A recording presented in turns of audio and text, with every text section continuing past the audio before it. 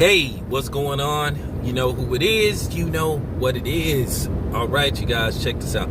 I debated on whether I should talk about this, but now that it's starting to settle down, I'll give my opinion of this, and then I'm going to move on. This is going to be the last video that I ever do about Myles Garrett and his suspension. Now, keep in mind, his suspension was upheld, by the NFL. Typical. We already know what's up with the NFL. So, the NFL have already proven what's up with them, what time it is with them. Now, we all know Randolph started everything. Now, here's the big issue. They had an issue of whether Randolph used a racial slur towards Myles Garrett. He probably did. At the end of the day, he probably did, and I'm buying that. But I'm going to get to Myles Garrett afterwards. This doesn't surprise me. I don't know why people have this notion that just because you're teammates with a dude that's, the opposite race, that you're best friends and all that stuff. That's absolutely false. But I'm going to talk about mainly black people's ignorance and, once again, their desire to be accepted. Now, after all the controversy, you had people talking about what happened. The sister with ESPN, she basically said more than likely he called. Now, she put that out there. Josina, I can't remember what her last name is. She works for ESPN, so she put that out there. Now, of course, she caught backlash from certain people for saying that's probably what happened. Then Adam Silver said, yeah, he might have said something like that. But, of course, Jason Whitlock, I love talking about black people. I love hating on black people. I can't. Please. He act like Pinky. Let me talk about black people. I can't stand black. For real.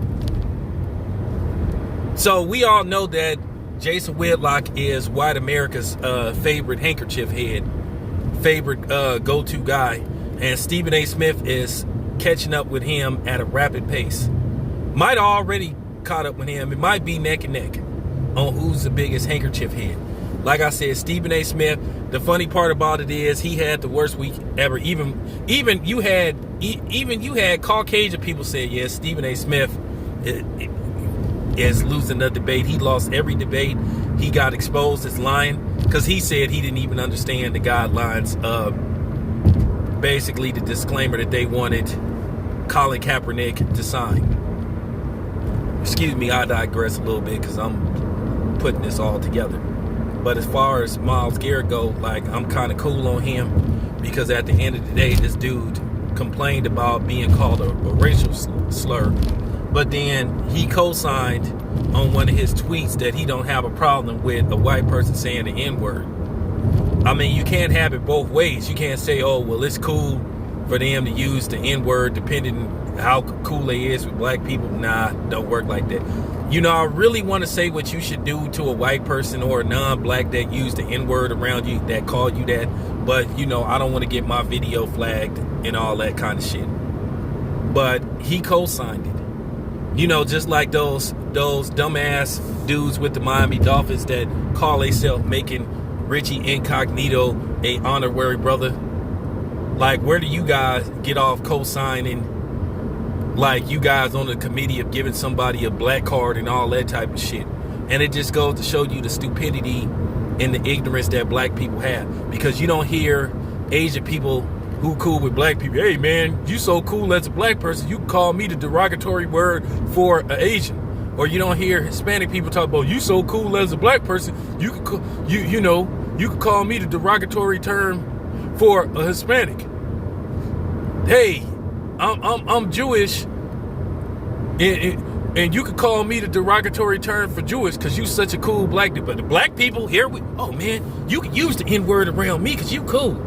And I want every black person that's listening to this video, that's going to come across this video, if you think like that, and I just got to say it, you are weak, you are stupid, and you are dumb. Because it needs to be said. How come you ain't never had that conversation? How come you ain't never had your so-called white friend, your Hispanic friend, or your Asian friend say that you call me the derogatory term for their particular race or cultural group? Yeah, that's what I thought. The only thing you could do is thumb this video down because I'm telling the absolute truth. And if you are non-black that use the N-word, you just as stupid too. And I'm holding you accountable. What part you don't understand, you not black. It's okay to be cool with a black person, but you don't have to try to go beyond the means to try to pretend that you are black. The whole N-word controversy, it's a whole conversation within itself. Because at the end of the day, we are going to have this conversation, us as black people, with no other group around, and we're going to have to ask ourselves, maybe it is time to have this discussion on should we use that word to refer to each other as being cool or whatever, or a term of endearment or embracement, whatever the case may be. But Myles Garrett is the exact black person that I'm talking about, who has those type of thoughts. Why do black people feel like they always have to compromise themselves for other people to like them or to get along with people? Why do we have to go out of our way to prove ourselves to people? I don't give a damn about whether somebody that's not black likes me or not. And I'm not going to go out of my way to try to impress them and be cool with them. But we so used to compromising, we so used to being told, hey man, let everything slide, turn the other cheek, love thy neighbor, pray for thy enemy. If your right hand, you know what I'm saying, if your left hand offend you, go to, whatever. Look at, for real, we the only ones that exercise that thought process. Because we've been conditioned to believe that bullshit. But let me ask you this. How come nobody else lives by those guidelines except us? No, I'm not praying for my enemy. If you are my enemy, I don't want to have nothing to do with you. And if you are my enemy and we can find some way to find common ground, I'm going to always look at you as an enemy. But if we can find some way to respect each other, then okay, cool. But you will always more than likely be my enemy. So that's my thoughts on the whole Myles Garrett thing. This is my final video about Myles Garrett, and he proved once and for all the weak thought process of black people. This your boy Town Biz. I'm out.